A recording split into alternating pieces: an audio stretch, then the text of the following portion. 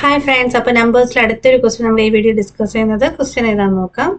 ഒരു സംഖ്യയെ 65 കൊണ്ട് ഹരിച്ചപ്പോൾ ശിഷ്ടം 50 ലഭിക്കും.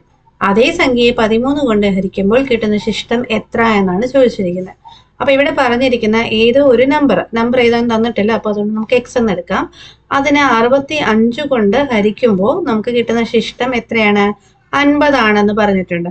സെയിം സംഖ്യയെ തന്നെ നമ്മൾ 13 കൊണ്ട് ഹരിക്കുമ്പോൾ കിട്ടുന്ന ശിഷ്ടം എത്രയായിരിക്കും എന്നാണ് ചോദിച്ചിരിക്കുന്നത്. അപ്പൊ ഇങ്ങനെ വരുമ്പോൾ നമ്മൾ ആദ്യം ചെക്ക് ചെയ്യേണ്ടത്, ഇവിടെ തന്നിരിക്കുന്ന രണ്ട് ഡിവൈസേഴ്സ് ഉണ്ടല്ലോ, 65 13. 65ന്റെ ഫാക്ടർ ആയിട്ടല്ലേ 13 വരുന്നത്.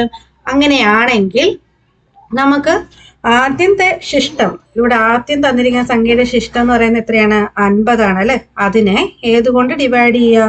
രണ്ടാമത് പറയുന്ന സംഖ്യ കൊണ്ട് ഡിവൈഡ് ചെയ്യുക. രണ്ടാമത് പറയുന്ന സംഖ്യ ഏതാണ്? 13.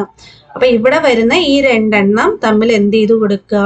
ഡിവൈഡ് ചെയ്ത് കഴിഞ്ഞാൽ നമുക്ക് കിട്ടുന്ന ശിഷ്ടം എത്രയാണോ അത് തന്നെയാണ് ഇതിന്റെയും ആൻസർ ആയിട്ട് വരിക. അപ്പൊ 50നെ 13 കൊണ്ട് ഡിവൈഡ് ചെയ്യുമ്പോൾ 3 പ്രാവശ്യം ആകുമ്പോൾ എത്ര വരും? 39 ആവും അല്ലെ. 39 കിട്ടും.